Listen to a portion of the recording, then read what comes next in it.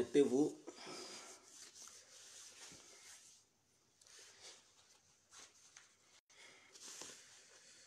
Connectez-vous, connectez-vous.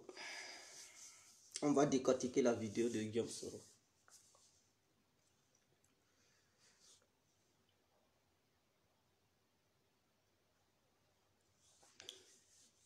J'espère que tout le monde va bien.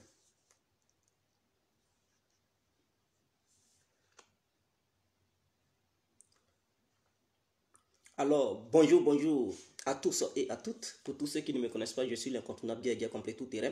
L'homme dont on parle, l'homme qui n'a pas froid aux yeux, l'homme qui ne marche pas ses mots. Vous pouvez aussi m'appeler devant la vie, l'homme n'est rien gouverneur italien, d'autres monde appelé Bambougou, laisse-moi mourir 5 plein droit, el padrino, Marie des eaux ou la Moudia. Alors nous voilà à nouveau devant cette caméra pour décortiquer les propos de Guillaume Soro. Il y a certaines parties qui m'intéressent. On ne va pas décortiquer toute la vidéo de Guillaume Soro, mais on va prendre des parties intéressantes pour les décortiquer, c'est très important. Alors, hier, nous avons assisté à un feuilleton, comme un dessin animé, un film que l'humanité tout entière a suivi en direct. J'appelle ça film, c'est sorti, j'appelle ça un film. Alors, l'humanité tout entière a suivi Guillaume Soro. Et lorsqu'il était en direct, il a tenu des propos. Et pour ceux qui sont conscients, pour ceux qui savent bel et bien décortiquer les choses ou les faits, ils peuvent remarquer que Soro Guillaume a menti sur certaines parties et certaines parties, il a dit la vérité. Alors, pour ne pas trop parler, je vais mettre l'une de ces vidéos. Et ça, c'est une question qui répondait. Parce que ça faisait longtemps que les gars lui posaient cette question. Soro, qui a gagné les élections en 2010? Les gars ne cessaient de lui poser cette question. Soro Guillaume n'avait pas encore répondu. Certes, en 2010, il avait tenu des propos. Mais depuis que 2010 est passé, Soro Guillaume n'était plus revenu sur cette histoire de qui a gagné, qui a perdu. C'est hier, il a reprécisé encore que Soro Guillaume, il a reprécisé encore que Alassane Ouattara avait bel et bien gagné. Et donc, voici Laurent Gbagbo, les propos de Laurent Gbagbo. Pour tous ceux qui veulent la vérité, qu'ils acceptent cela. Elle blesse, elle rougit les yeux, mais elle ne les casse pas. C'est très important. Parce que hier, si Soro Guillaume avait dit Alassane avait perdu, les gosses allaient être d'accord. Ils allaient prendre ça comme un trophée. Pour dire, on avait toujours dit que Gbagbo avait gagné. Mais comme hier, Soro Guillaume n'a pas dit ce qu'ils attendaient entendre, alors ils constatent que Soro Guillaume est un menteur, est un bandit. Donc ils sont en désaccord total avec lui. Parce que ce qu'ils voulaient attendre, c'est que Soro Guillaume n'a qu'à dire Gbagbo a gagné. Là, ils allaient être heureux pour apporter leur soutien à Soro. Mais comme il a dit Gbagbo a perdu, alors ils sont mécontents. Nous allons écouter la vidéo. Laurent Gbagbo, à la CPI, il a bel et bien dit que lui qui a perdu les élections, c'est lui qui a créé les troubles. Donc c'est un piège. Lui-même, il s'est tendu. Alors Soro Guillaume, puisque les gars, leur référence, quelqu'un qui pouvait leur dire la vraie vérité, c'était Guillaume Soro. Voilà pourquoi il ne cessait de poser la question à Guillaume Soro. Qui a gagné les élections? Il faut nous dire. Mais Soro Guillaume vient de vous répondre. Hier, il dit c'est Alassane qui a gagné les élections. Nous allons écouter Soro Guillaume, chers parents. Les élections. Parce que c'est celui qui ne les a pas gagnés qui a semé les troubles. Je crois que c'est ça la logique. Donc, Laurent Gbagbo dit celui qui n'a pas gagné les élections, c'est lui qui a semé les troubles. Alors, Soro Guillaume, hier, il a donné la réponse de Laurent Gbagbo. La réponse de tous les gars, c'est qu'ils attendaient. Qui avait gagné les élections en 2010? Mais Soro Guillaume dit bel et bien que c'est Alassane. Mais on n'est pas encore arrivé là-bas. Ça, c'est la partie où Laurent Gbagbo, lui-même à la CPI, devant le monde entier, devant cette juridiction internationale, il a dit que la question revient à qui a gagné les élections. Et que celui qui n'a pas gagné les élections, c'est lui qui a créé les troubles. Alors, est-ce que Soro Guillaume, le fait de dire que Laurent Gbagbo a perdu et que Alassane a gagné, donc en écoutant, Laurent Gbagbo a dit qu'il est à la base de ce qui est arrivé aux Ivoiriens. Nous continuons. La question est là. Qui a gagné les élections? Conduire le processus jusqu'à son terme. Ça, c'est... Donc, ça, c'est la partie où Soro Diom va maintenant répondre à Laurent Gbagbo. Parce que Laurent Gbagbo, l'autre côté, il a dit qui a gagné les élections. Maintenant, on attend maintenant.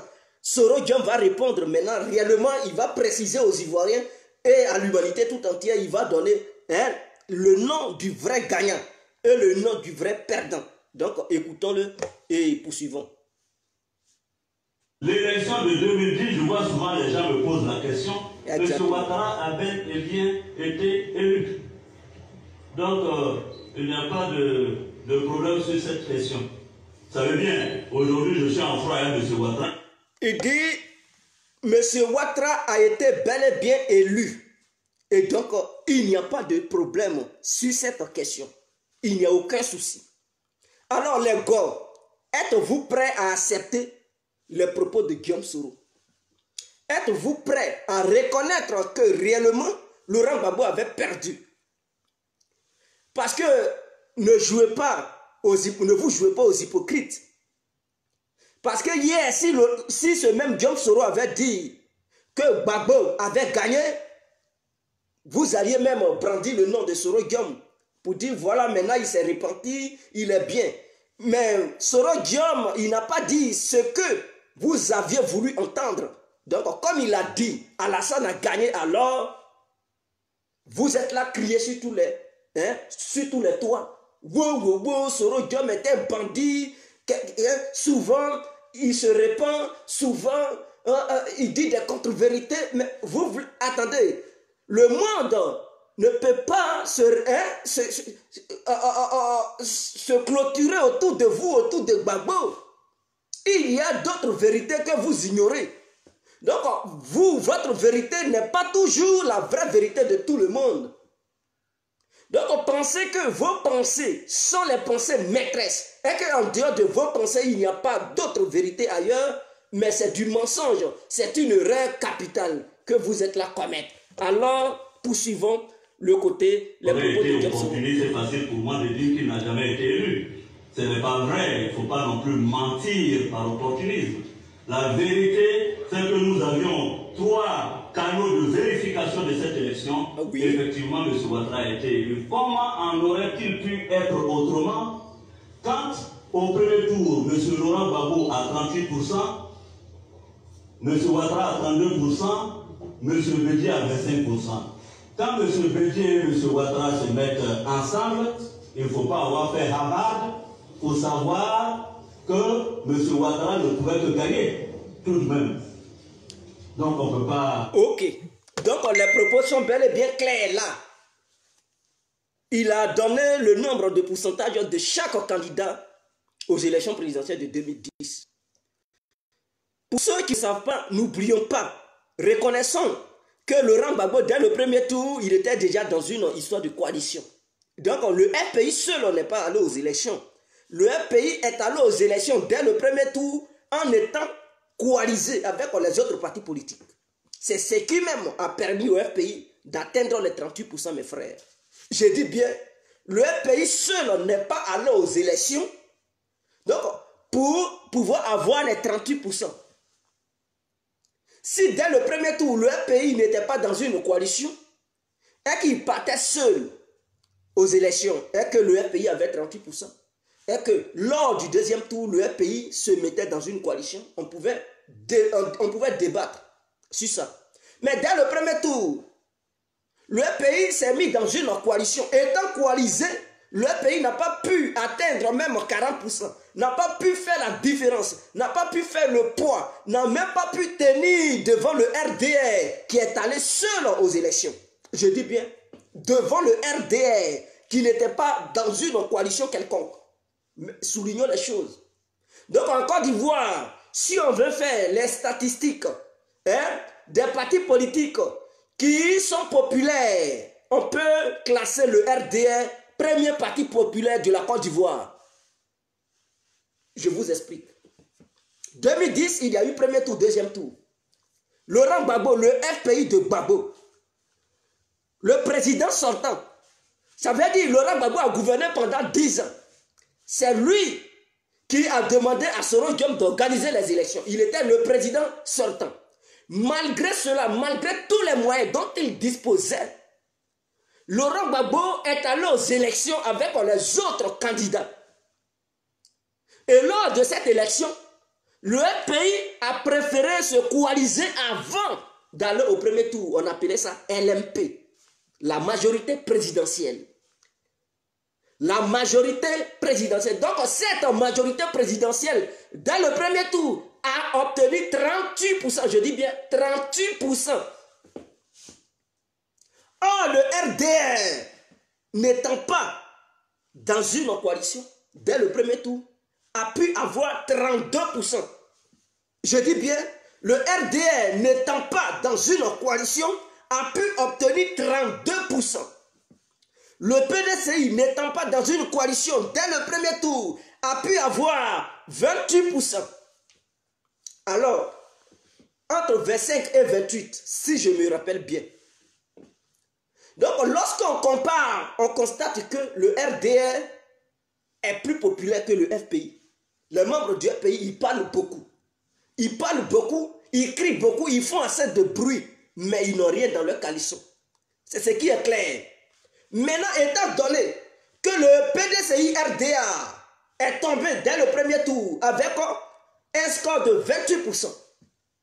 Donc, comme ils sont tombés, Bédier et ses militants sont tombés dès le premier tour, il a préféré demander ses militants à aller apporter leur aide au président Alassane Ouattara. Donc, Alassane qui avait déjà 32% dès le premier tour, plus le soutien des membres du PDCI, mes frères, ne soyez pas étonnés que dans le deuxième tour, Ouattara puisse atteindre au moins les 50%. Parce que ce n'est pas tous les militants du PDCI-RDA qui ont quand même voté Alassane. Il y a d'autres qui ont préféré donner leur voix à Laurent Gbagbo. Mais ceux qui ont donné leur voix à Gbagbo sont peu par rapport à ceux qui ont donné leur voix à Alassane. Car le leader incontesté du PDCI-RDA avait ouvertement appelé à ses militants de voter Alassane. Ça veut dire le candidat Alassane. Et c'est ce qu'ils ont fait. La majorité des militants du PDCI-RDA a préféré donner ses voix à Alassane. Donc, dès le deuxième tour, Alassane a battu Laurent Gbagbo. Car Laurent Gbagbo, il avait joué tous ses cartes dès le premier tour. Puisque le premier tour, il avait déjà pris tous ses mouvements politiques, Cogepo, je ne sais pas, Bonic, en tout cas tous les petits mouvements politiques qui devraient lui apporter son soutien, leur soutien dès le deuxième tour. Ces mouvements politiques avaient déjà apporté leur soutien à Laurent Gbagbo dès le premier tour. Et c'est ce qui a pu donner les 38% au FPI. Donc vous comprenez que Laurent Gbagbo ne pouvait pas gagner au deuxième tour. Donc ceux qui contestent, je dis bien, ceux qui contestent, qui sont au sein du FPI, qui pensent que Laurent Gbagbo avait gagné les élections, par quelle magie Laurent Gbagbo a pu atteindre les 50, je ne sais pas, les 52% ou bien 54%?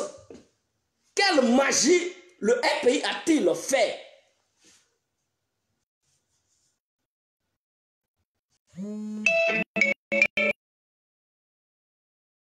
Avant de revenir au direct et tout. Donc, par quel miracle le FPI pouvait gagner une telle élection? Donc, accepter la vérité. Et sur ce point, je suis d'accord avec Soro Guillaume.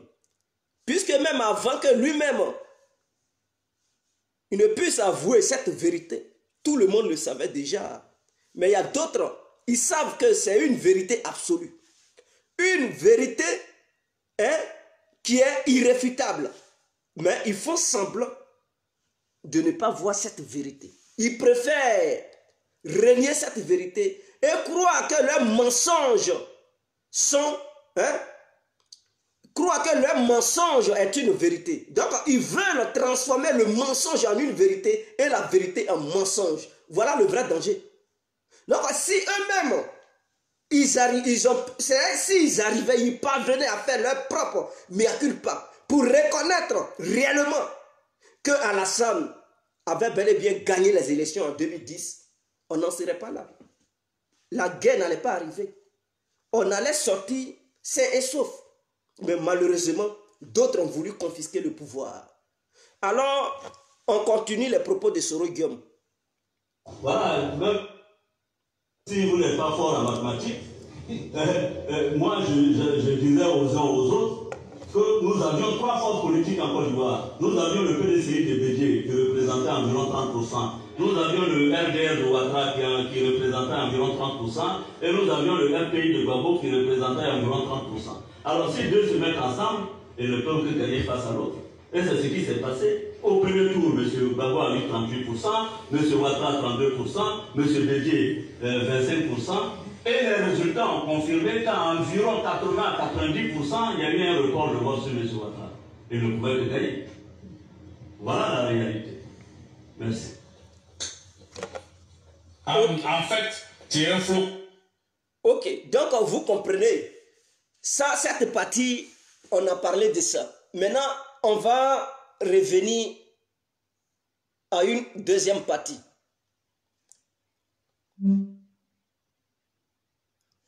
On va maintenant parler du deal du siècle. Le deal qui liait le président Alassane et le menteur Guillaume Soro. Parce qu'il faudrait que ça soit clair. Parce que dans cette histoire de deal, personne n'a vu ça. C'est Soro Guillaume, tantôt il dit, tantôt il dédie, et il est sur tous les plans, c'est un gros menteur. Il ne fait que se justifier. Mais là, ça prouve que il n'est pas encore mature, politiquement parlant. Il est encore bébé. Et nous allons décortiquer ses propres propos.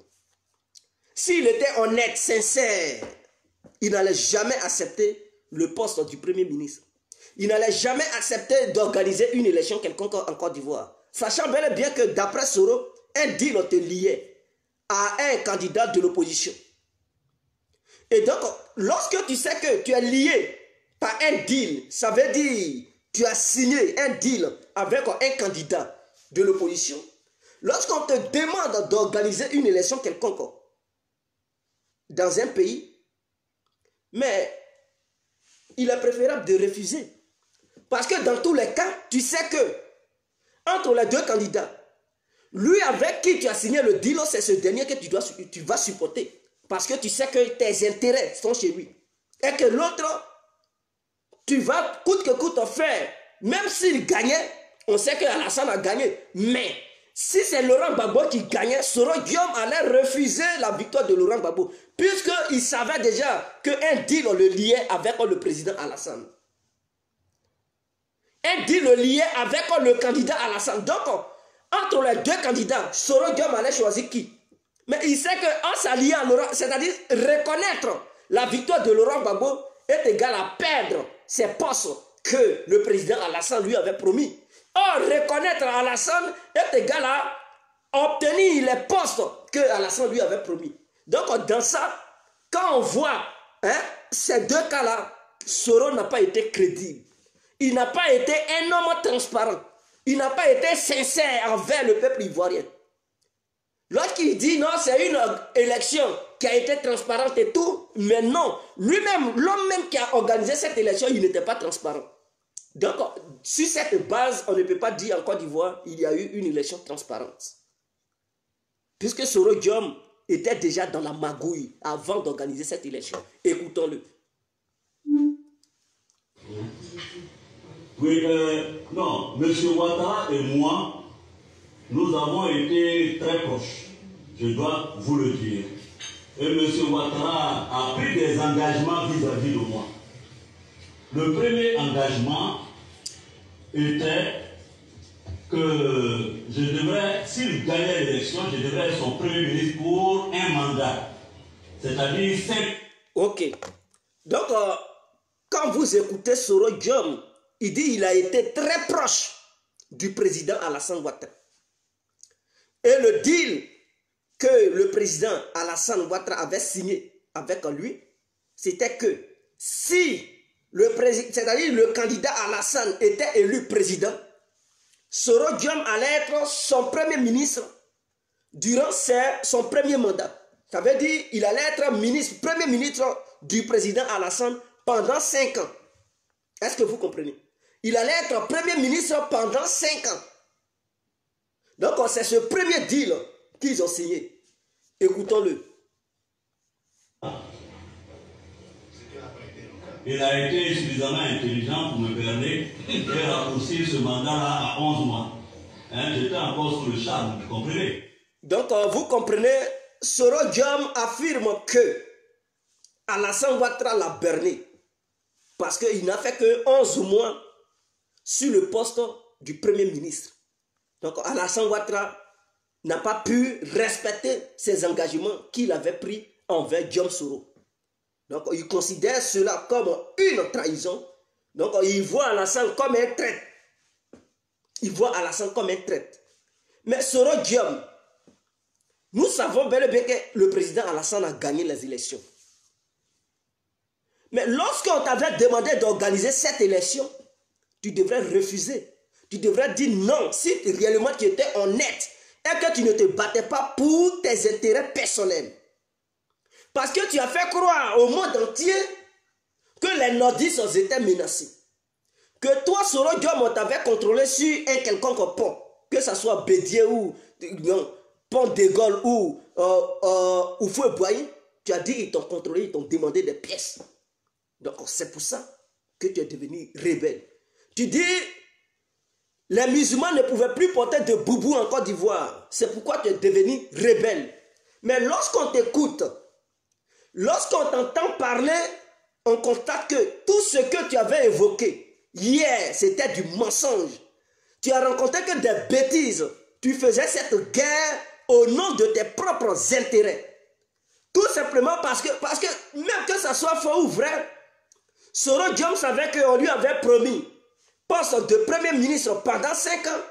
On lui avait promis d'autres postes. Donc, il faisait cette guerre au nom de ces postes qu'on lui avait promis. Parce que sachant bel et bien que sans la guerre, il ne pouvait jamais obtenir ces postes. Il ne pouvait jamais devenir Premier ministre en Côte d'Ivoire. Donc, qu'est-ce qu'il fallait faire?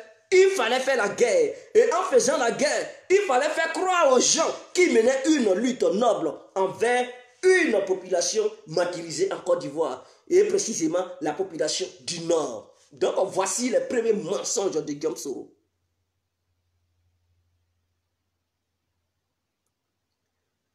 Voici les premiers mensonges de Diom Soro. Et donc tous les bons Ivoiriens qui ont un bon esprit de critique, qui ont un bon esprit aigu, devraient comprendre que Diom Soro a tué des milliers d'Ivoiriens. Je dis bien, Diom Soro a massacré les Ivoiriens. Il a déstabilisé notre nation. Il a envoyé une rébellion sanglante en Côte d'Ivoire au nom de ses propres petits intérêts et non au nom des nordistes. Il n'a pas mené la guerre pour sauver les nordistes de Côte d'Ivoire. Il n'a pas mené la guerre pour sauver les musulmans de Côte d'Ivoire. Il n'a pas mené la guerre pour sauver un quelconque candidat en Côte d'Ivoire. Il a mené la guerre pour que lui, Soro, il devienne le Premier ministre. Donc Soro Diom est un danger. Et aujourd'hui, il y a encore d'autres Ivoiriens qui le supportent. Mais vous supportez un tel individu, pourquoi? Vous pensez qu'il mène votre lutte. Soro Diom n'a jamais mené une lutte pour le bien-être du peuple ivoirien. Quel que soit l'ethnie, d'où il vient, Soro Diom n'a jamais mené ta lutte. Il mène la lutte pour lui-même et les intérêts de la communauté internationale. Soro Diom n'a jamais mené une lutte pour les Ivoiriens. Mais quand vous l'écoutez là, vous savez bel et bien que ce qu'il avait écrit dans son roman, ça y est en contradiction avec ce qu'il est en train d'affirmer.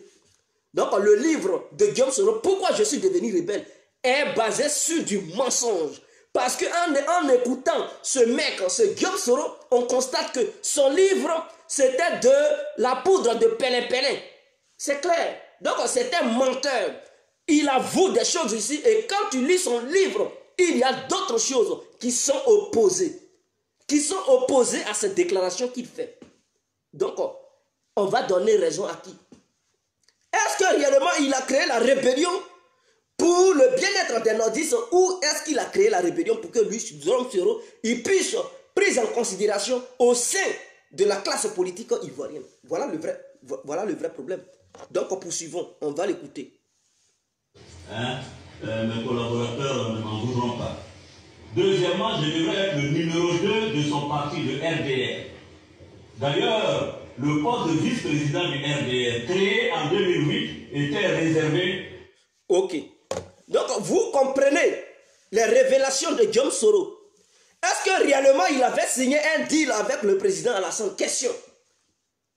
Mais si ces propos sont avérés, c'est que Soro Guillaume ne menait pas la lutte pour le bien-être des musulmans. Il menait la lutte parce que on lui avait promis un quelconque siège du Premier ministre. En dehors de ça, on lui avait promis d'être vice-président au sein du RDR. Et donc, c'est cet esprit-là qui l'animait. Et c'est ce qui le poussait à faire la guerre. Il ne faisait pas la guerre pour sauver les musulmans de Côte d'Ivoire parce qu'il aurait eu un génocide, parce que les gens auraient découvert une force commune quelque part. Et que dans cette force commune, ça serait des ressortissants du Nord. Mais c'est du mensonge.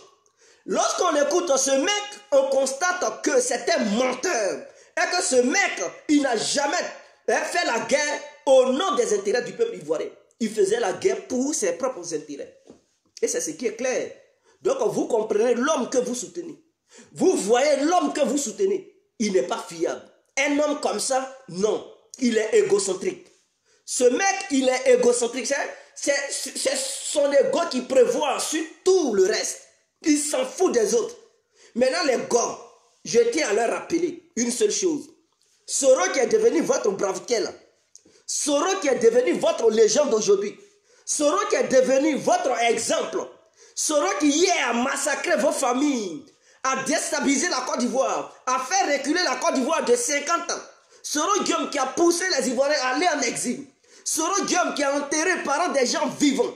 Soro Guillaume qui a pillé les banques ivoiriennes. Soro Guillaume qui a fait que les Ivoiriens ont eu faim pour la première fois dans leur existence. Soro Guillaume qui a fait, et puis la France a mis embargo sur les banques ivoiriennes, les médicaments de Côte d'Ivoire. Vous venez aujourd'hui pour vous allier à ce mec.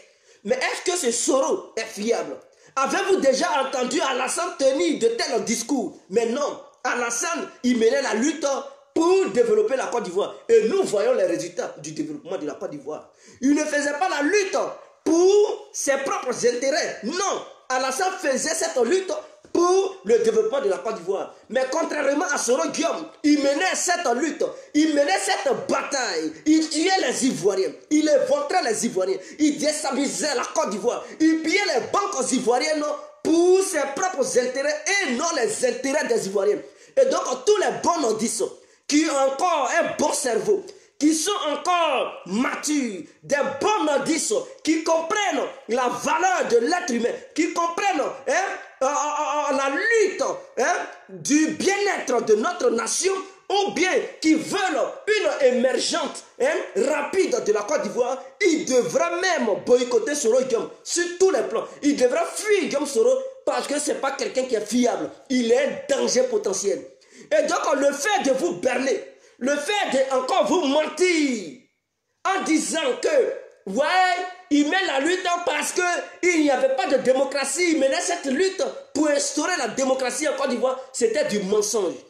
À supposer, je vais encore dire autre chose, à supposer, d'après ses propos, à supposer que Alassane tenait ses promesses et que Alassane lui disait, bon Soro Guillaume, mon premier mandat reste Premier ministre pendant les 5 ans.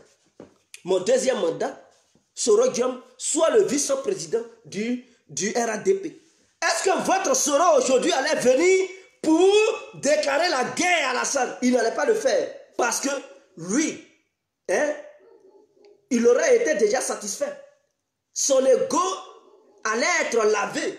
Donc tout ce qu'Alassane fait, que lui, d'après lui, c'est mauvais, et qu'il dénonce aujourd'hui dans des hôtels, dans les restaurants de Paris, partout dans le monde, où il a fait, il fait venir des journalistes, il paye l'argent, l'argent des Ivoiriens, il dépense ça, il nourrit les Blancs. Pendant que les Ivoiriens ont fait là-bas, ils payent des gros plats, ils dépensent des millions de francs CFA par jour, tout simplement pour dénigrer Alassane. Tout simplement pour dénigrer Alassane et faire croire qu'Alassane est mauvais. Mais si Alassane, d'après tes propos, imaginons que c'était vrai, et que Alassane remplissait toutes ces promesses, est-ce que toi, Soro Guillaume, tu allais venir le dénigrer? Est-ce que tu allais venir dire non, ce qu'Alassane fait est mauvais? Tu n'allais jamais parler. Parce que tout simplement, Alassane avait rempli ses conditions. Donc Soro Guillaume allait trouver que tout ce qu'Alassane fait est bon.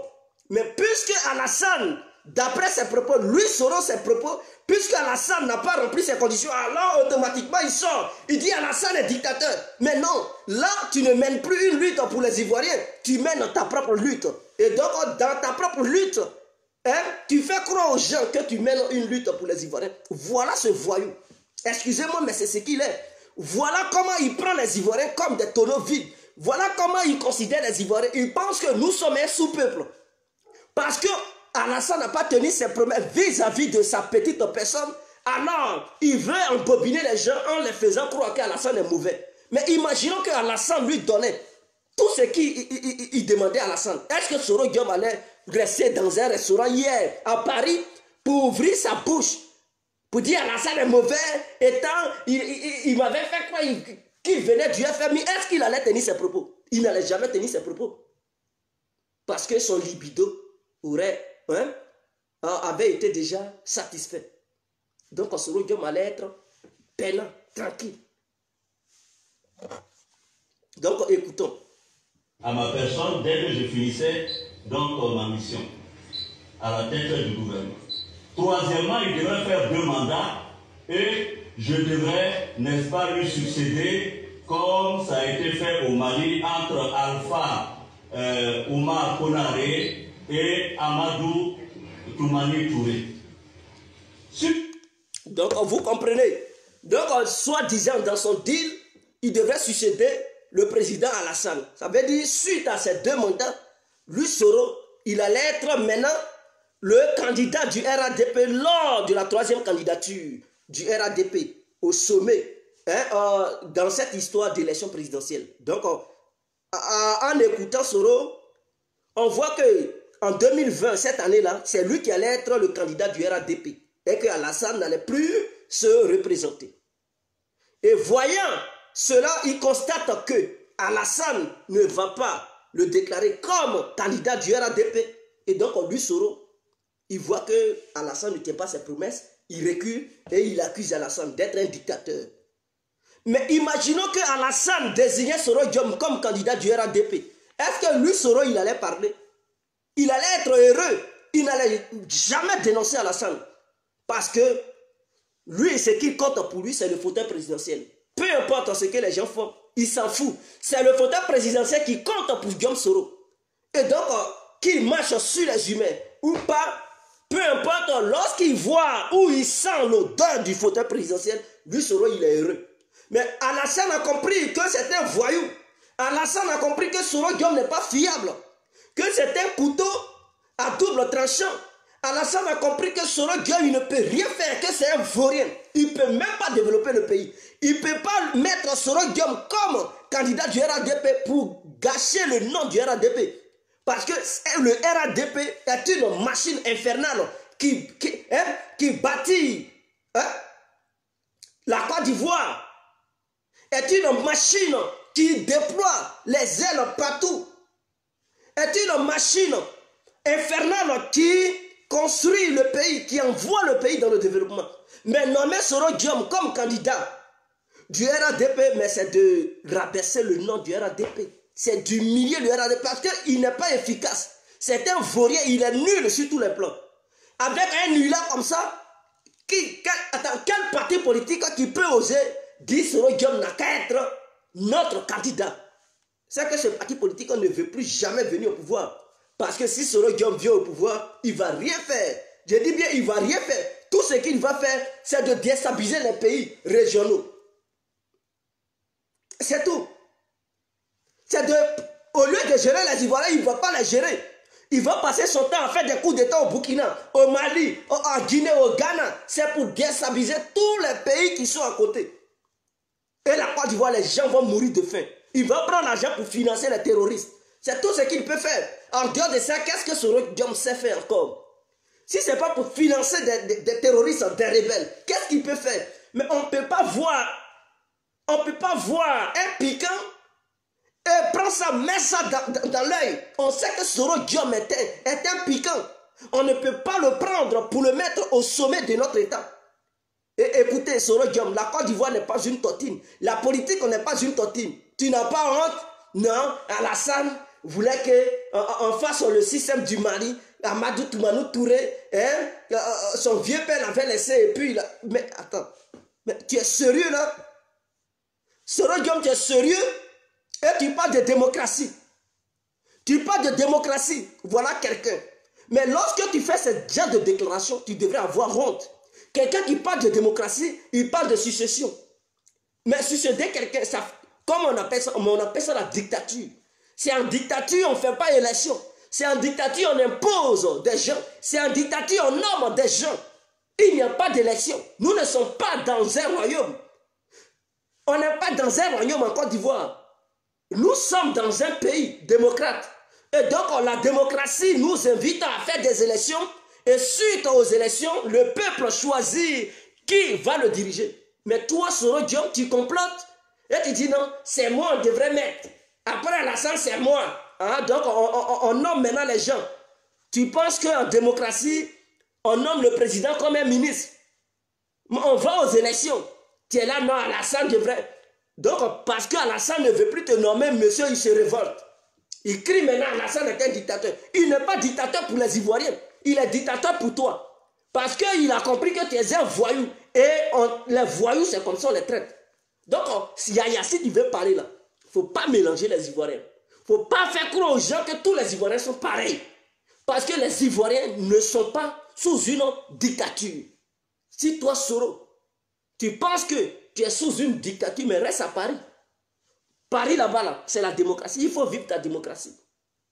Je dis bien, il faut vivre. La dictature, c'est du mensonge. Donc, voici le nez de faire que c'est du coup qui fait croire aux gens que Alassane est mauvais et tout. Or, pourtant, derrière ça, derrière ses propos, il lutte pour ses propres intérêts. Il ne lutte pas pour les Ivoiriens. Donc, les gens doivent comprendre. À partir d'aujourd'hui, ceux qui avaient un peu de sympathie pour Guillaume Soro, allez-y, Yaya, enlevez ça dans vos cœurs, enlevez ça dans vos têtes. Parce que quand tu es intelligent, tu sais que ce monsieur-là, il ne tient pas de bons discours. Ce monsieur-là, c'est un menteur. Et que si Alassane, c'est-à-dire, d'après lui, si c'était réellement vrai, le deal était avéré, et que Alassane respectait ce deal, Soro Diom n'allait jamais être opposant d'Alassane.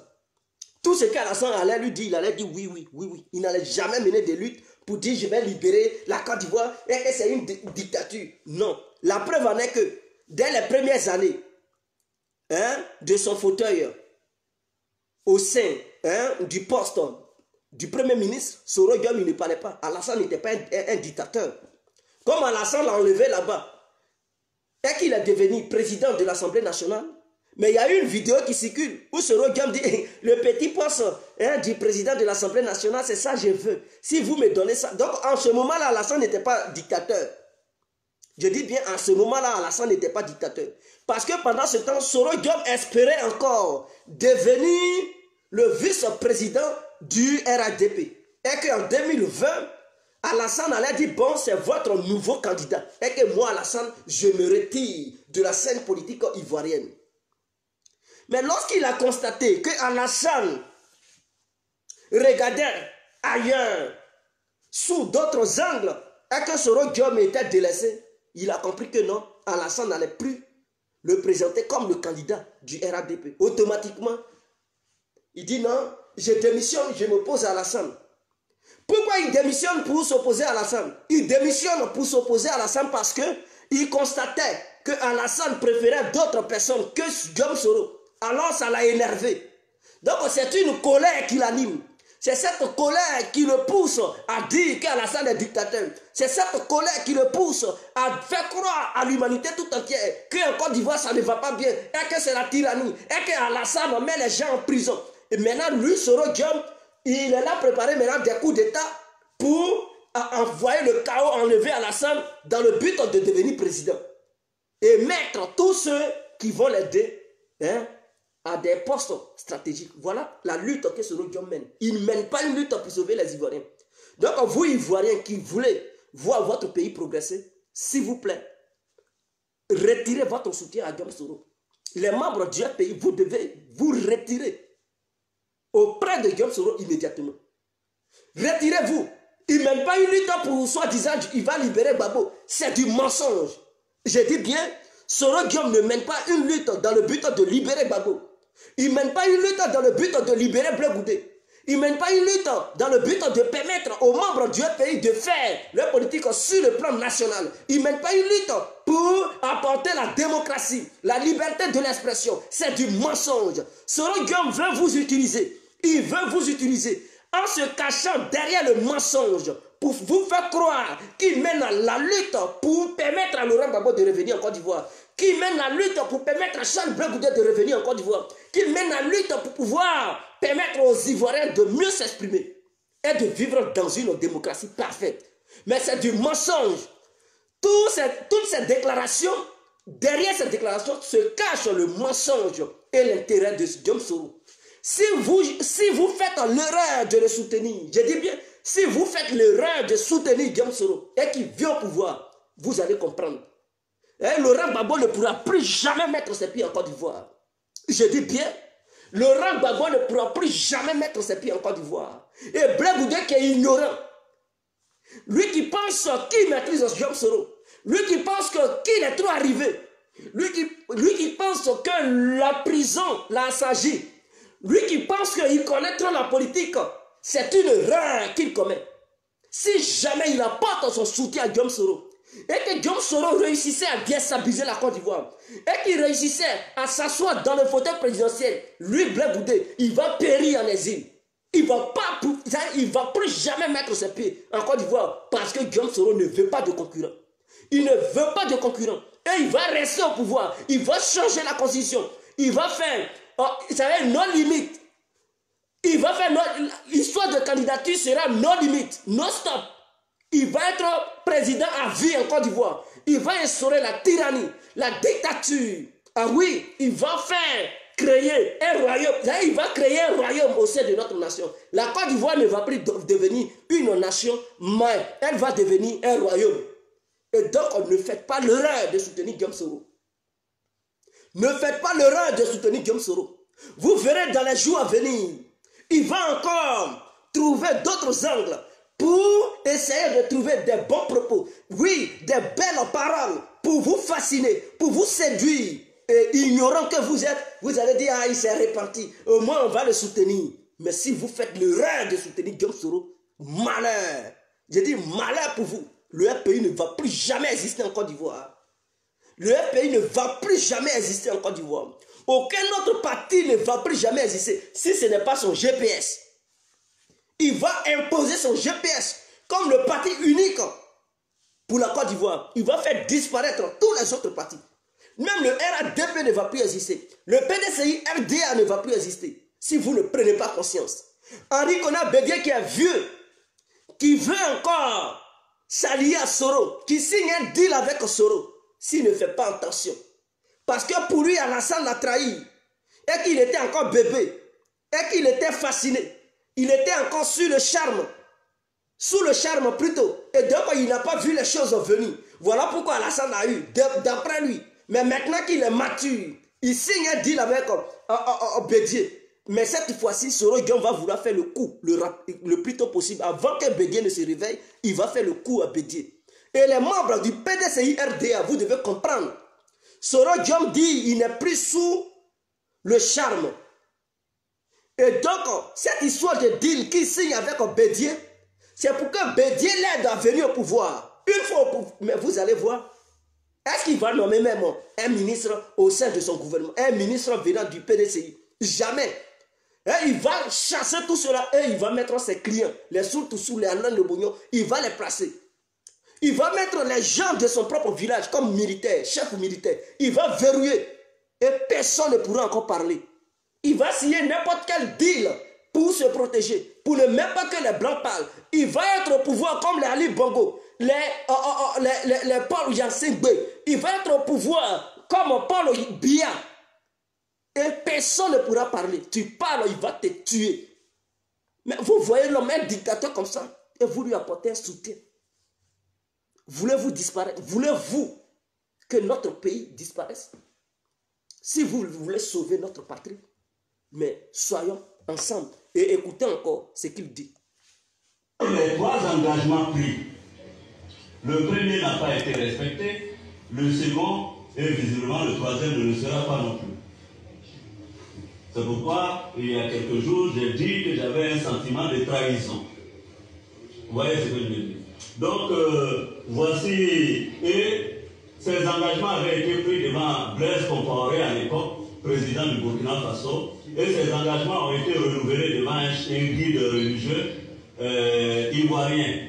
Mais comme il a peur que je dise son nom, je le tairai. Justement, si vous permettez, avec Blaise Compaoré, comment ça se passe? Parce que c'est un peu votre mentor. Aujourd'hui, quelle est la relation aujourd'hui? Juste une parenthèse. Avec Compaoré qui vous a longuement soutenu et qui, comme vous le dites si bien, été le témoin de cet accord qui est trahi aujourd'hui. Bon, Compaoré, nos relations sont au beau fils. Mais vous savez, il n'est plus président de la République. Donc, il est à Abidjan. Oui, il est à Abidjan. Je crois que lui aussi, il a beaucoup de problèmes. Non, je ne vais pas en rajouter. Hein? Je ne vais pas en rajouter. Alors. Bon. Vous comprenez? Donc, il dit, lui, Guillaume Soro, il constate que le 3e deal ne va pas être encore respecté. Voilà pourquoi il avait dénoncé que non, il soupçonne une trahison entre lui et Alassane. Et c'est cette histoire de trahison qui l'a poussé à devenir opposant d'Alassane. Ce n'est pas une histoire de vous délivrer de la pauvreté, une histoire de vous délivrer de la dictature d'Alassane. Non, c'est entre lui et Alassane, c'est cette histoire de trahison qui règne entre lui et Alassane qui le pousse à devenir opposant d'Alassane. Parce que Alassane lui avait promis le fauteuil présidentiel. Il lui avait promis aussi le fauteuil du Premier ministre. Il lui avait promis d'être le président, le vice-président du RADP.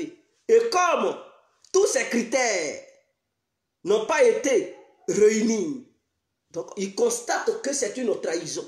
Et donc pour lui, il faudrait combattre Alassane. Mais comment combattre Alassane? Puisqu'il ne peut pas dire devant les Ivoiriens que Alassane m'a trahi, n'a pas respecté le deal. Donc je me pose sur lui, soutenez-moi, je vais devenir président pour que j'enlève Alassane. Comme ça, je vais une fois goûter le fauteuil présidentiel. Non. Il se cache maintenant derrière des mots. Il se cache derrière des paroles. Il se cache derrière le peuple pour faire croire à ce peuple qui mène le combat du peuple. Mais en réalité, il ne mène que son propre combat et non celui du peuple. Donc Soro Diom est un menteur. Je dis bien, Soro Diom est un menteur. Vous devez comprendre. Puisqu'on ne peut pas rentrer dans toute la vidéo de Soro Diom, on ne peut pas tout décortiquer. J'ai pris quelques parties de sa vidéo parce que si on veut tout décortiquer, on ne va pas quitter ici. Ce n'est pas maintenant, on va quitter là. Donc cette vidéo, ce n'est pas pour durer là. Ce n'est pas pour faire 2 heures, 3 heures. C'est juste pour décortiquer ces 2 parties. Ces 2 grandes parties parce que ça m'intéresse. Et les Ivoiriens aussi, ça leur intéresse. Voilà pourquoi nous avons fait la vidéo en se basant sur ces 2 parties. En se basant sur ces 2 parties. Maintenant, il y a une autre partie où on lui demande la rébellion du 19 septembre 2002. Puisqu'il dit qu'il se reconnaît là-dedans, et que c'est cette seule déstabilisation qu'il reconnaît, et qu'il a fait ça au nom d'Alassane Ouattara. On dit Ouattara était l'instigateur de cette rébellion. Il dit en tout cas il n'est pas étranger. Bon, on lui pose des questions de répondre sincèrement. Il dit non, il n'est pas dans un tribunal pour répondre à de telles questions. Mais lorsqu'il parle de l'autre côté, là, il est maintenant dans un tribunal. Lorsqu'il dit qu'Alassane a gagné les élections, là, il est dans un tribunal. Lorsqu'il dit Alassane a trahi, là, il est dans un tribunal. Mais lorsqu'on parle de la rébellion, il n'est pas dans un tribunal. Voilà, il fait 2 poids 2 mesures. Mais il faut parler. Il sait que dans cette histoire de rébellion, Alassane n'est même pas impliqué. Et donc, sachant bel et bien qu'il ment, il sait qu'il est menteur. Et un menteur, on le reconnaît dans ses propos et par son visage. Sachant bien que c'est un menteur, il fait croire aux gens que non, il n'était pas le seul. Et qu'Alassane était aussi l'un des déclencheurs de cette rébellion. Mais il faut apporter des arguments, apporter des preuves. Non, aucune preuve. Il parle dans le billard, il parle dans le vide. Et donc ses paroles sont basées sur rien. Donc c'est un menteur. Il est l'auteur de la rébellion. Nous savons qu'il est le seul qui a tué les Ivoiriens. Alassane n'est ni impliqué de loin, ni impliqué de proche. Donc il doit comprendre, il ne peut pas berner les Ivoiriens avec ses propos déplacés, ses propos farfelus. Mais parmi ces propos, il y a d'autres parties qui sont avérées et d'autres parties qui sont des mensonges. Parce que ce mec, quand il dit une vérité, il dit 80% de mensonges. Donc, lorsque dans ses propos, il y a 20% de vérité, le reste n'est que mensonge. Donc, c'est basé sur le mensonge. 80% de ses propos sont du mensonge. Vous devez comprendre. Alors, nous ne pouvons pas rester là, mais cette vidéo sert pour interpeller mes frères ivoiriens. Ceux encore qui pensent qu'ils mènent une lutte pour sauver leurs parents en Côte d'Ivoire. Ceux qui pensent qu'ils mènent une lutte pour délivrer leurs parents de la misère. Mais non, vous faites une erreur. Soro Diom va vous décevoir. Il va vous décevoir. Si vous êtes intelligent, il est l'heure de le laisser tomber. Si vous êtes intelligent, il est l'heure de fuir Soro Diom. Parce qu'en retour, il ne va rien vous donner. Je dis bien, il ne va rien, même si jamais vous l'aidez à faire tomber un régime quelconque à Abidjan et qu'il devient président, ses ministres seront composés de blancs. Ses conseillers seront des blancs. Et vous allez crier, wow, Soro, Soro. Mais il ne va même pas vous écouter. Il va travailler pour lui et pour ses potes. Et les Ivoiriens vont crever. Des gens crient partout, oh, Alassane casse nos maisons. Et quand on veut un changement,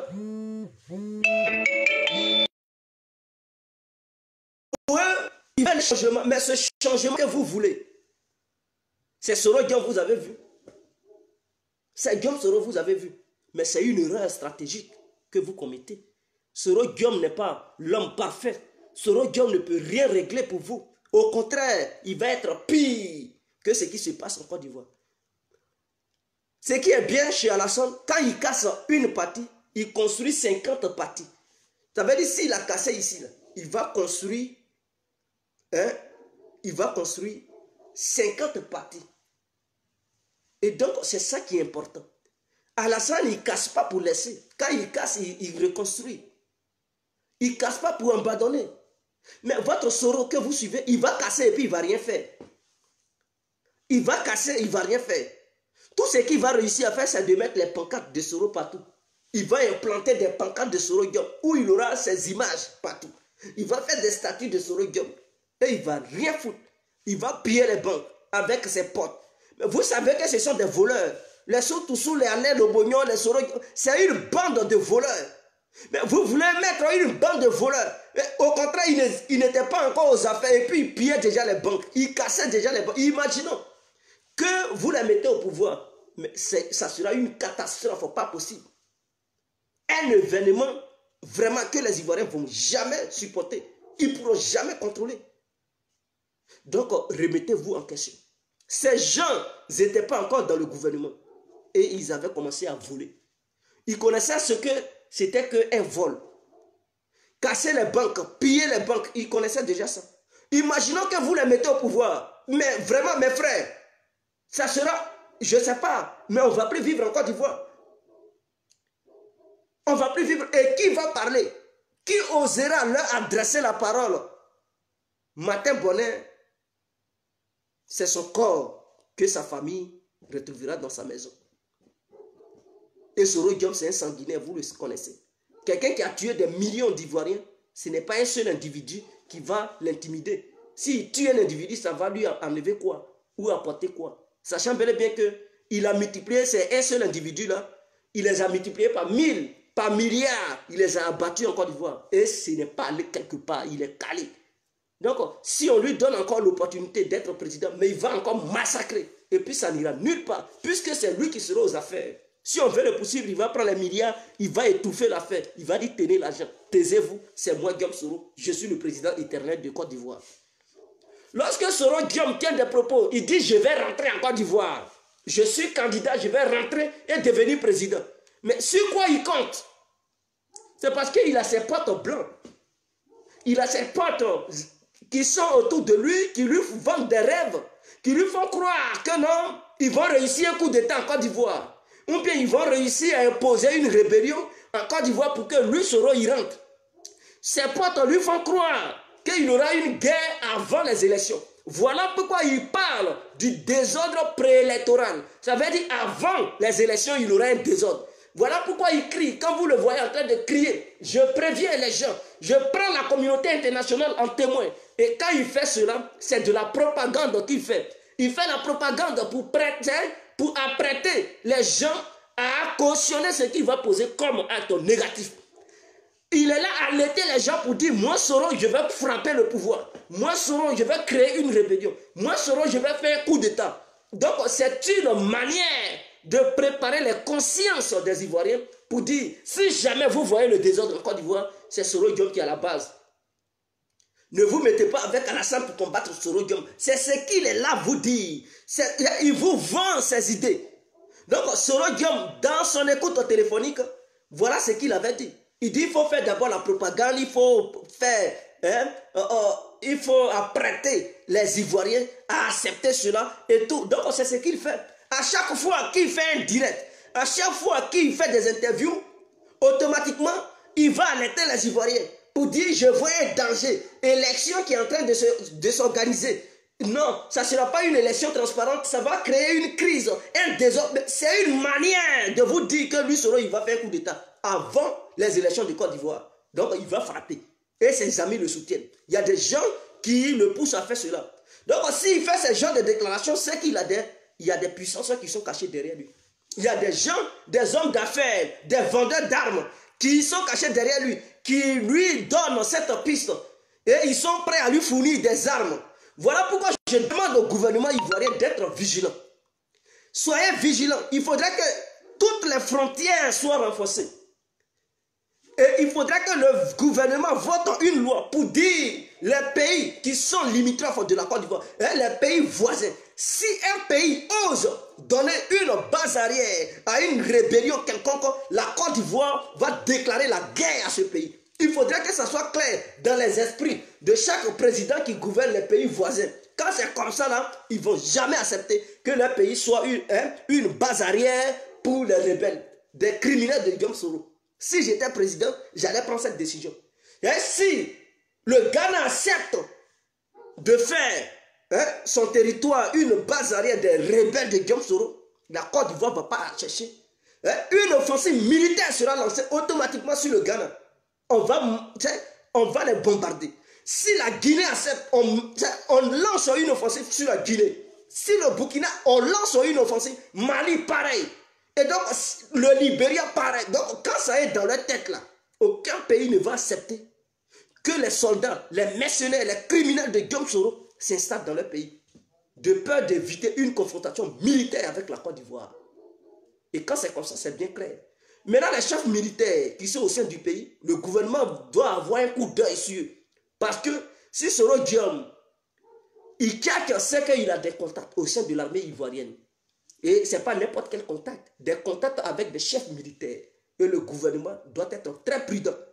Quant à moi, il faut que le gouvernement change ses chefs militaires pour mettre d'autres chefs militaires. Oui. Et ceux qui vont enlever, on les met sous surveillance.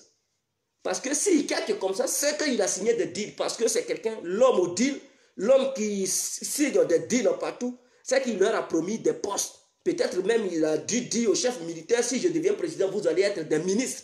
Donc en voyant ces postes, mais ils sont prêts à faire coup d'État avec Guillaume Soro. Ils sont prêts à signer ces deals avec Guillaume Soro. Donc s'il parle et il crie, et il parle comme une personne rassurée, c'est qu'il a promis certainement des postes ministériels à certains chefs rebelles. Donc le gouvernement doit être très prudent. Et si c'est moi qui étais au sein du gouvernement, j'allais demander au président de démettre ces gens-là de leur fonction pour mettre des nouvelles têtes. Et ceux qu'il allait démettre de leur fonction, ils allaient être sous surveillance. Jusqu'à ce que les élections passent pour les libérer totalement. C'est-à-dire les chefs rebelles, les Comzone, qui ont une affinité avec Guillaume Soro, on leur démet de leurs fonctions, on les met sous des résidences surveillées jusqu'à ce que les élections se passent. Une fois les élections terminées, on les libère et on peut encore les faire réintégrer dans l'armée. Mais ils ne vont plus avoir assez de poids au sein de l'armée. S'ils ne veulent pas, mais on leur donne un peu d'argent, on dit quittez le pays, allez-y là où vous voulez. S'ils veulent trop taper, on les fout en tôle. Et donc, si j'étais dans le gouvernement, c'est comme ça allait se passer. C'est comme ça que ça allait se passer. Et lui, Guillaume Soro, il vient dire aux Ivoiriens, non, il faudrait que ça change. Parce qu'on a vu les mêmes visages depuis 90. Jusqu'à aujourd'hui, ça fait 30 ans qu'on voit leur visage. On dit quelle est la différence entre toi et Alassane, Gbagbo et Bédié. Il dit parce que je suis jeune. Mais attends, tu penses que c'est la jeunesse, les gens ils mangent? Tu es jeune et puis quoi? Quel projet tu as pour les Ivoiriens?